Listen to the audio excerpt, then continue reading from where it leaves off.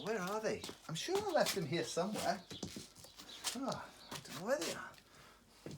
Oh, hello there, children. Welcome again to Uncle Trev's garden. I've got a bit of a problem this morning. I've lost my sunglasses. I had them here a minute ago, but I don't know where they are now. They're on your head. What's that been? They're on my head? Mm-hmm. Oh, silly me. I'm always losing things. I always put things down in one place and can't remember where they are. I do it all the time with my car keys. Oh, hang on a minute. Where are my car keys? They're under the chair. What? They're under my chair? Oh, thanks, Pete. That's great. Hey Dad, Hi, Ben.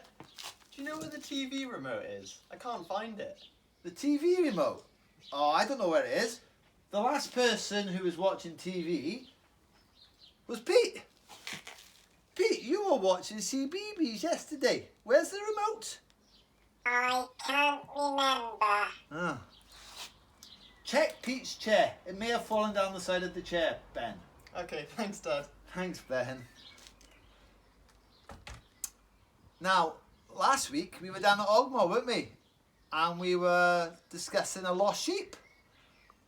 Today, we're going to look at a lady who lost a coin.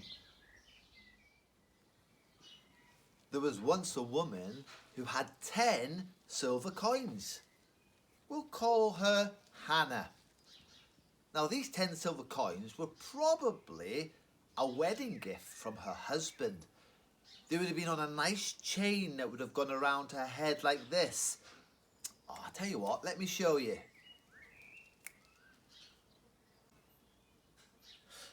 So this woman loved the silver coins. They were really precious to her. She'd probably wear them on her head every day as she was doing her work around her house. One day, Hannah was working in her house and around and about when one of the silver coins fell off. Hannah didn't realise at first it had disappeared and gone missing. But later that day, she did. Oh no, she thought to herself. I've lost my silver coin. This silver coin means so much to me. After all, it was a present, a gift from my husband. Where is it? Hannah decided there and then that she would start searching for it, and she wouldn't give up until she had found it. She was really, really upset that she'd lost her silver coin. So the first thing that Hannah did was to grab herself a brush. She probably didn't use a broom like we use today. She would have used one of those old-fashioned brushes, like this. So around the outside of her house, the floor and the ground would be covered in dust. So using her brush, she would sweep really carefully the dust away, checking all the time to see if she could find her silver coin. But it was no good. She still couldn't find it.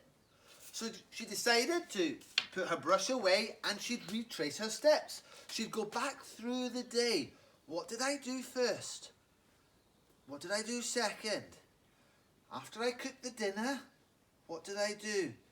And she went back through her day, tracing her steps, trying to work out where she may have lost the coin. She kept searching anxiously for it everywhere.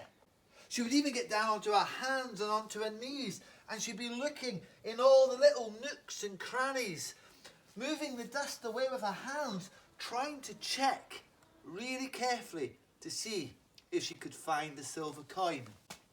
But it was no good. She couldn't find it. So Hannah couldn't find the silver coin around the outside of her house. So she decided that she'd go inside her house. Now, houses in those days had no windows, so it would have been almost pitch black inside the house. Hannah had to light a lamp. And then she used the lamp to search for her silver coin in the house. Where could it be? She searched high and she searched low. She spent ages searching for it in that house, but she still couldn't find the silver coin. But Hannah still couldn't find the coin. She was so worried, she was even starting to feel a little bit ill, that she would never ever find her silver coin again. But just then, something caught her eye. Something was glistening in a little crack down there amongst the stones. What was it? She got down onto her hands and onto her knees, and very carefully she picked something up. She couldn't believe it. It was her silver coin. She had found it. Oh, she was so relieved. She was so happy. You want to see the smile on her face. It almost went from ear to ear. Her lost coin was found. She couldn't help herself. She was so happy. She ran to her neighbours. Quick, she said, come and see. I spent all day looking for this coin. I've been searching everywhere. And I found it. It was lost, but now it's found. Her neighbours were so happy for her. They ran into their homes, and some of them brought out a tambourine, and they started to sing, and they started to dance, and they started to celebrate because the coin that was lost was now found. Hannah was so pleased. So you may have recognised that story. That was the second parable that Jesus told about something being lost that was then found. Last week, if you remember, we were down at Ogmore and we were talking about the sheep that was lost, that the Good Shepherd then found. So what does the parable of the lost coin teach us? What's it all about?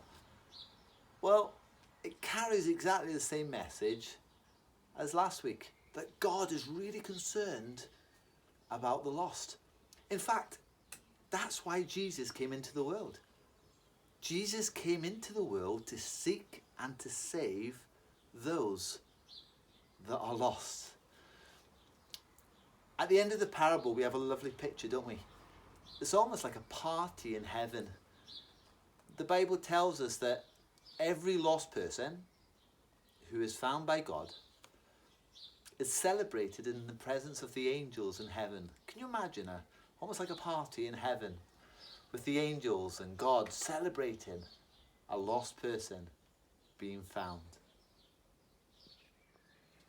So children, that was a really lovely story, wasn't it? But what about you? Can you see yourself a little bit like this coin that's fallen off the chain and is lost? The Bible teaches us that we're all lost. We've all fallen off the chain. And the person that we're lost from is God. But the great news is that Jesus did come to seek and save those that are lost. So if you are truly sorry for what you have done, if you cry out to Jesus, he'll find you and he'll put you back where you belong. There's a second lesson here, and it's really simple. As followers of Jesus, we should be really excited. We should be really happy when we hear that lost people are being found. Do you celebrate when somebody who is lost is found by God? We should. Imagine the angels in heaven celebrating. Imagine God himself in heaven celebrating. Well, so should we. We should be so pleased when people are rescued and saved by the Lord Jesus. We shouldn't be like those Pharisees who grumbled and complained. No, no, no. We should rejoice with those who rejoice. Dad, great news. I found the remote. Oh, great, Ben. Was it where I said it would be, down the back of Pete's chair? No, you'll never guess where I found it. I found it in the bath. Pete? Uh-oh. Right, well, children, it's time to say goodbye. So it's bye from me, and it's bye from Pete, Bye-bye, and it's everybody. bye from Ben. Bye-bye. See you, everybody.